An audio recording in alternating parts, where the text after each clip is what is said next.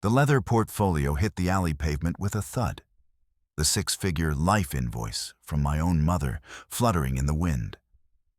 A man in a dark suit lunged, his fingers clawing for the papers, but I swung my laptop bag hard into his ribs. Now I'm running, my breath ragged, clutching the portfolio that just proved my family isn't just cruel, they're hunting me. The tracking device hidden in the lining burns against my palm. My brother's voice still rings in my ears. She's freezing your accounts. This isn't a fight, it's an execution. And the worst part? I have no idea who else is on her side. The streetlights flicker as I duck behind a dumpster, peeling back the lining. The tiny red light pulses like a heartbeat. Proof they're coming. My name, my work, my life, all for sale. And the only thing standing between me and the people who raised me to be prey. A cracked laptop screen and the will to survive. The stem of the crystal wine glass vibrated against Sarah's thumb. Across the linen tablecloth, Eleanor smoothed a single sheet of heavy bond paper with the pad of her finger. The restaurant, a cathedral of hushed voices and clinking silverware, smelled of truffle oil and expensive perfume. "Happy birthday, Sarah," Eleanor murmured. Her smile remained fixed, a porcelain mask under the amber glow of the chandelier. Sarah reached for the paper. Instead of a card, she traced a ledger. The top line read, "Life invoice." Beneath it, 30 years of existence collapsed into a column of rigid figures. Pediatrician visits, private tuition, the cost of the silk dress Sarah wore at that very moment. At the bottom, a six-figure sum pulsed in bold black ink. "I don't understand," Sarah whispered. Her throat tightened, swallowing the taste of the vintage Bordeaux. Eleanor leaned forward, her pearls clicking against the table edge. "Interest accrued the moment you cut the cord. I've provided the investment. Now, I require the return." The surrounding chatter faded into a dull roar. Sarah watched her mother's hand, the hand that once brushed hair from her forehead, snap a gold fountain pen shut. The metallic click echoed like a deadbolt sliding into place. Eleanor didn't blink. She sat poised, a predator waiting for a signature, while the birthday cake arrived at the table, its lone candle flickering between them like a warning flare. Sarah's fingers brushed the crisp edge of the bill, the paper slicing a thin, bloodless line into her skin. "You're joking," Sarah said, though the weight of the paper felt like lead. She looked for a glint of humor in Eleanor's eyes, some sign of the mother who used to bake cookies. But she found only the cold, blue stare of a banker. "I never joke about capital, Sarah. You've had 30 years of my life, my youth, my beauty, my inheritance from your father, all liquidated to ensure you had the best. Now, I am moving to Scottsdale. The buy-in for the Gilded Gates is significant. I expect the first installment by Friday." Sarah's chair shrieked against the parquet floor as she stood. The sound was a jagged tear in the restaurant's sophisticated silence. She didn't wait for the check. She didn't wait for the cake. She grabbed the leather-bound portfolio, the life invoice tucked inside like a venomous snake, and bolted toward the exit.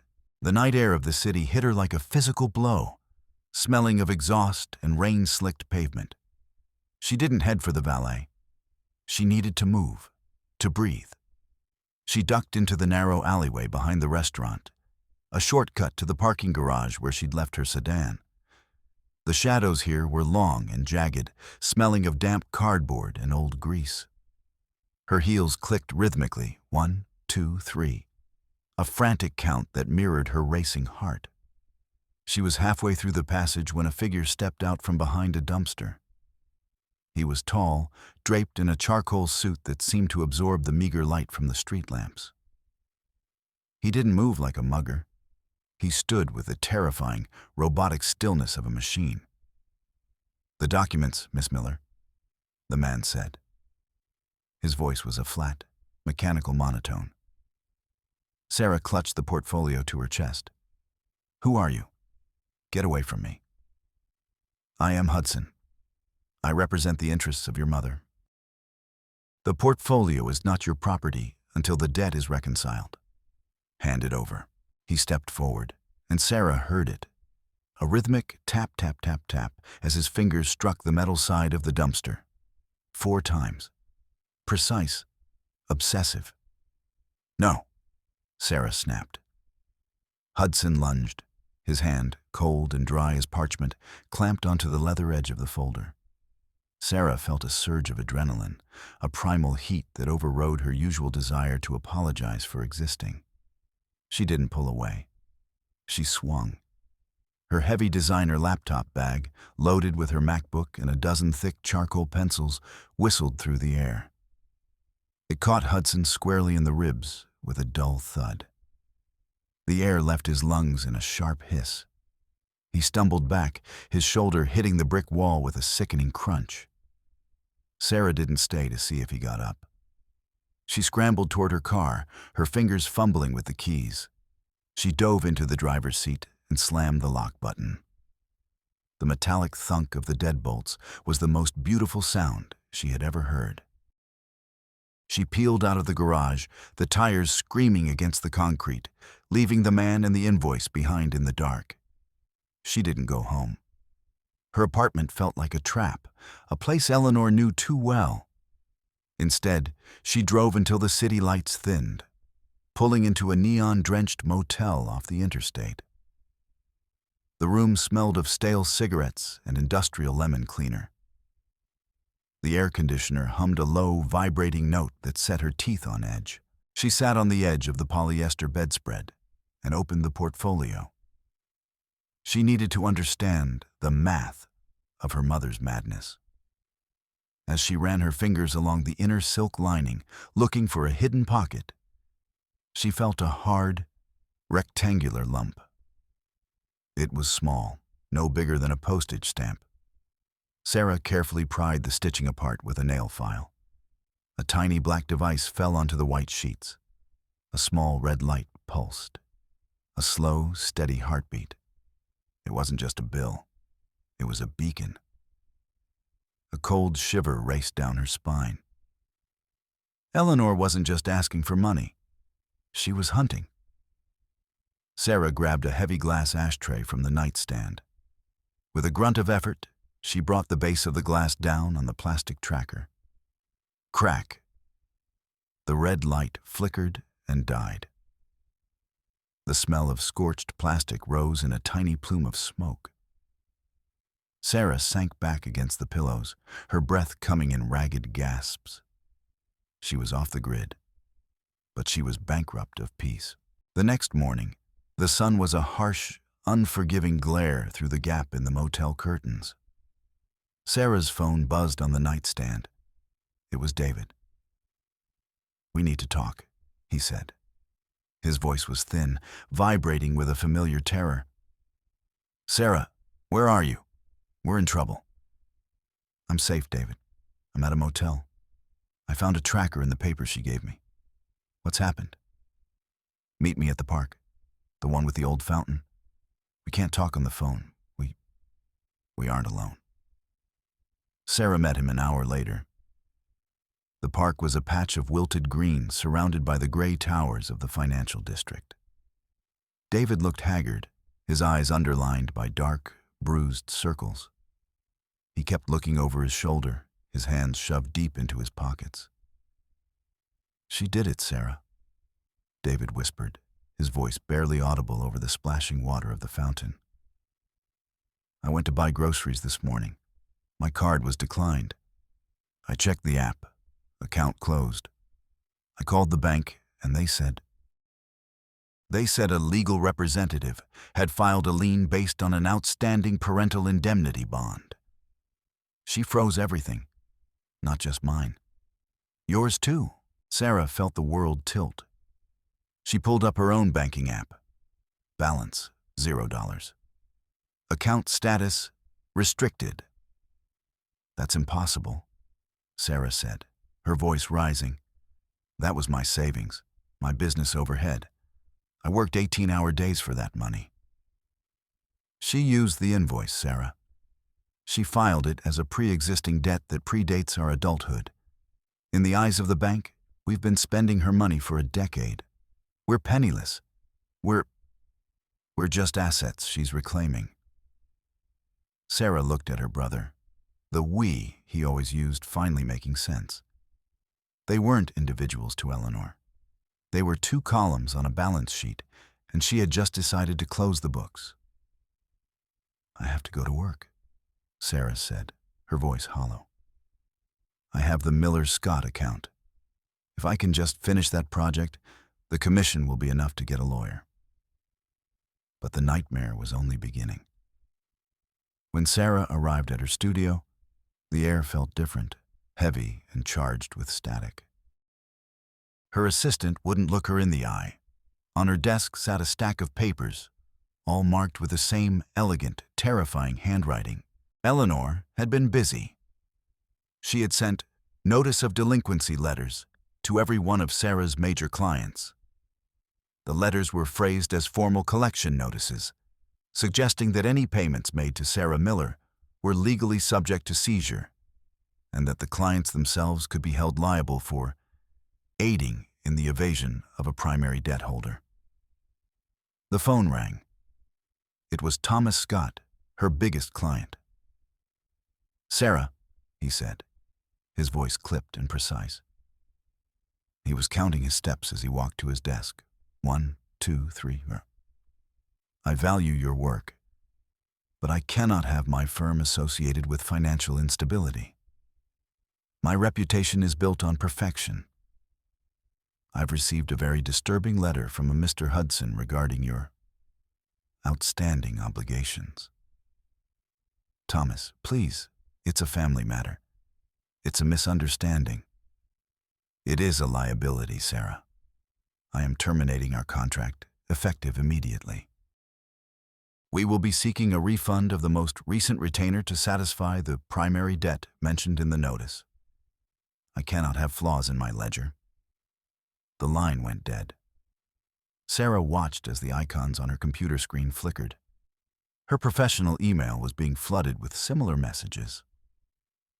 In the span of 4 hours, her career had been dismantled, brick by brick. She drove home in a daze, her mind spinning with figures and apologies she hadn't yet logged. She reached her apartment door and stopped. The wood around the lock was splintered. The door hung slightly ajar, like a broken jaw. Sarah pushed it open. The smell of vanilla, her favorite candle, was so thick it felt like a physical weight in her throat. The apartment had been turned inside out. Her books were tossed from the shelves, her files were scattered. But it was the small things that hurt the most. The framed photo of her and David as children, the one where they were hiding under the porch, was smashed on the floor. The glass was ground into the carpet. "Barnaby," she called out, her voice trembling. Her ginger tabby didn't come running. She found him in the hall closet, the door wedged shut with a heavy chair. He was shivering, his fur matted with fear. Taped to the closet door was a small, cream-colored note. Collateral must be secured. A disorganized life leads to a disorganized mind. Love, Mother. Sarah clutched the cat to her chest, her tears finally breaking through. Her life was no longer hers. Every sanctuary was violated. Every penny was gone. She needed to get out. She needed to find Mark. She grabbed her keys and ran back to the parking garage. But as she rounded the corner to her spot, the rhythmic thrum, thrum, thrum of a heavy engine echoed through the concrete cavern. A tow truck was backed up to her sedan. A man with grease-stained cuticles was adjusting the winch. He was humming, a low, buzzing funeral dirge. "Stop!" Sarah screamed. "That's my car. What are you doing?" The man, Robert Garcia, didn't look up. He kept humming, the sound vibrating in the hollow space. Repo order, lady. Paperwork's all in order. Lien Holder says the payments are 300 months past due. That's a lie. I own this car outright. Sarah lunged for the winch, her hands grabbing at the cold, oily metal. Robert shoved her back. He wasn't violent, just immovable. I don't make the rules, miss. I just follow the clipboard. And the clipboard says this vehicle is property of the Miller estate. Sarah scrambled for her registration in the glove box, screaming at him, shoving her documents into his face. For a moment, her sheer, desperate rage seemed to give him pause. He looked at the registration, then at the forged lien document Eleanor had provided. Look, he grunted, his humming faltering. I don't want no trouble. You got 10 minutes to get this thing out of here before I call for backup. But you didn't get it from me? Sarah didn't wait. She jumped into the car, reversed so hard the tires smoked, and roared past the truck. She was a fugitive in her own city, driving a car that was technically stolen from her own mother. She met David at a secluded diner on the edge of town. The vinyl booths were cracked, and the air smelled of burnt coffee and old grease, subverted. Sarah slid into the booth opposite David. She felt a glimmer of hope. David had always been the cautious one, the one who kept records. If anyone had a way out, it was him. He had been paying Eleanor for years, maintaining the peace. Sarah believed that David's compliance meant he had a clean record, a baseline of stability they could use to fight back. David, we can use your house, Sarah said, her voice urgent. If we can take out a bridge loan against your equity, we can hire a high-stakes forensic accountant. We can prove the life invoice is a sham. You've been the good son, David. Your credit is perfect. You're our anchor. David didn't look up. He was staring at a salt shaker, his fingers trembling. Sarah, I can't. Why not? You've been paying her interest for years. You told me you were almost done with the college debt. I thought I was, David whispered. He reached into his bag and pulled out a stack of papers. They were official-looking, stamped with the seal of a major national bank. I went to the bank yesterday to do exactly what you suggested. I wanted to help. I thought I was the safe one. He pushed the documents toward her. Look at the signature on the secondary mortgage, Sarah. Look at the date. Sarah scanned the pages. Her heart hammered against her ribs. There it was. A $200,000 home equity line of credit, taken out 3 years ago. The signature read David Miller. But the handwriting was too elegant, the loops of the D too perfect. It was Eleanor's hand. She forged it? Sarah asked, her voice failing. It's worse, David said, a sob breaking through his voice. She didn't just forge it. She used a power of attorney I signed when I was 21 and had that pneumonia. I thought I was signing medical release forms so she could talk to the doctors. I didn't read the fine print. I trusted her. I thought helping her made us a team. The false positive of David's stability vanished. He wasn't their anchor. He was a sinking weight.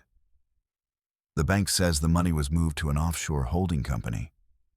David continued, his face ashen. They don't care that I didn't spend it. My name is on the hook. The foreclosure notice came in the mail this morning. I don't have a house, Sarah. I have a debt that will take me 40 years to pay off. I'm not the good son. I'm just the biggest cow she had to milk. The truth hit Sarah like a physical blow. The world seemed to tilt, the diner's fluorescent lights humming with a mocking intensity. They weren't just fighting an invoice. They were fighting a lifetime of meticulously planned theft. Eleanor hadn't just billed them. She had preemptively hollowed them out. Sarah felt her knees go weak under the table. They were in a hole so deep, the light of the smart plan couldn't reach them. "She's using it all for Scottsdale," David said, his voice a flat, dead thing. "She's buying her way into the Gilded Gates. It's a $5 million entry fee. She's liquidating us to buy a life of silk and golf courses." Sarah gripped the edge of the table until her knuckles turned white. "Then we stop being the liquid. We become the stone." They spent the next few days in a frantic, paranoid dance. They moved between cheap motels, paying in cash they'd managed to scrape together from selling Sarah's jewelry. They were a two-person army, David acting as a double agent, calling Eleanor and pretending to be broken, while Sarah searched for the one thing that didn't make sense, the source of their childhood wealth. "Grandpa Scott," Sarah mused one night, staring at a laptop screen in a room that smelled of mildew. He was a successful architect. He adored us. He wouldn't have left us to our mercy. They broke into their childhood home under the cover of a humid suburban New York night. The house was a tomb of heavy oak furniture and dust. The furnace was stuck on high, the air a stagnant 82 degrees that made Sarah's skin itch. In the attic, hidden behind a stack of rotting wedding cake boxes, Sarah found it. A false bottom in an old steamer trunk. Inside was a leather folder embossed with her grandfather's initials. Sarah's breath caught. It was a trust agreement for the education, maintenance, and future security of Sarah and David Miller. Initial principal, $2 million. "She stole it," Sarah whispered, her voice echoing in the cramped attic. "She didn't invest in our lives. She spent our inheritance and then billed us for the privilege of being robbed." The discovery felt like a weapon, heavy and sharp in her hands. But the victory was short-lived. The family Thanksgiving dinner was a grotesque theater. Eleanor sat at the head of the table, draped in a silk scarf that smelled of lilies and decay. She had insisted on the celebration, a final gathering before her move. "I found the trust, Mother," Sarah said, dropping the folder onto the linen tablecloth. The sound was like a gavel. The room went silent. David froze, a forkful of turkey halfway to his mouth. Eleanor didn't blink. She reached out and touched Sarah's forearm, her fingers like cold wire. "You've always been so imaginative, Sarah. That trust was lost in the crash of '08. I spent my own blood and bone to make up the difference. You should be thanking me for shielding you from the poverty your grandfather's wisdom would have caused. You spent it on Chanel and Scottsdale," Sarah shouted. Eleanor's face transformed. The porcelain mask shattered, revealing a raw, jagged malice. She lunged across the table, her hand catching Sarah's hair. A crystal wine glass shattered against the floor. "You owe me," Eleanor shrieked, her voice a piercing trill. "I gave you life. I gave you a name. You are nothing but an extension of my own will." Sarah wrestled her arm free, clutching the trust documents to her chest. She backed away as Eleanor began to systematically smash the heirloom china against the wall. Crash, crash, crash. "You'll never leave," Eleanor screamed. "You're tied to me, forever." Subverted. Sarah fled the house, the cold night air a relief against her burning face. She felt a surge of triumph. She had the proof. The trust was the smoking gun. She would go to the police, to the district attorney. She would file a lawsuit that would strip Eleanor of every stolen cent. She felt a moment of pure, unadulterated clarity. She had outsmarted the predator. She met her lawyer, a sharp-eyed woman named Miller, the following morning. Sarah laid out the trust documents, the forged mortgage, the life invoice. "This is it, right?" Sarah asked, her voice hopeful. This cancels the debt. It proves she's a fraud. The lawyer flipped through the pages, her expression darkening. She reached the back of the file, where a single yellowed page was tucked into a sleeve. Sarah, did you sign this on your 18th birthday? Sarah looked at the paper. It was a financial aid and support indemnity bond. She remembered the day. The sun was bright, she was heading to college, and Eleanor had handed her a stack of tuition paperwork to sign. She had been so happy, so grateful. She hadn't read the fine print. The language here it's ironclad, the lawyer said, her voice heavy with pity. By signing this, you didn't just accept tuition. You legally indemnified your mother against all future financial losses and personally guaranteed any debts, loans, or expenditures she incurred on your behalf, with interest, to be determined at her sole discretion. The false positive of the trust fund evaporated. The document didn't just link Sarah to the past, it chained her to Eleanor's future. It means, the lawyer continued, that the $2 million she stole. According to this bond, that was a discretionary expenditure for your upbringing. And the Scottsdale buy-in? She's framed it as a security deposit for your future inheritance. Legally, Sarah, you aren't just her daughter. You are her co-signer for every bad decision she's ever made. You don't just owe her the invoice. You owe her everything she's ever lost. The catastrophic reveal hit Sarah like a physical blow to the stomach. She wasn't free. She had spent 10 years building a life on a foundation of sand, and Eleanor had just pulled the plug. She was legally responsible for her mother's ruin. Her credit was gone. Her career was gone. And now, her very future was a lien held by a woman who hated her. Sarah sat in the lawyer's office, the silence stretching out like a desert. She looked at her hands, the hands that had worked so hard, that had tried to pay back a debt that could never be settled. But then she saw it. A small detail in the Scottsdale paperwork Eleanor had so arrogantly included in the invoice. Sarah was a graphic designer. She knew how to spot a fake.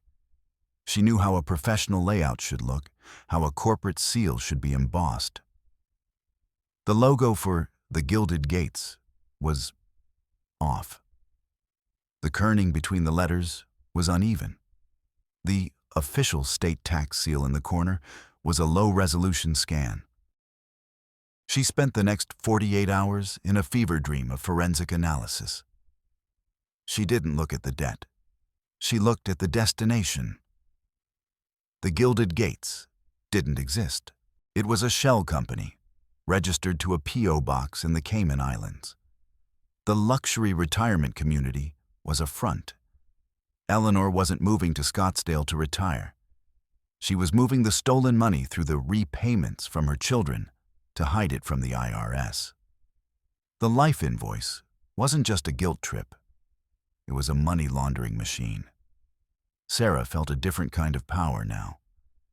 Not the power of a victim seeking justice, but the power of a professional who had found a flaw in the design.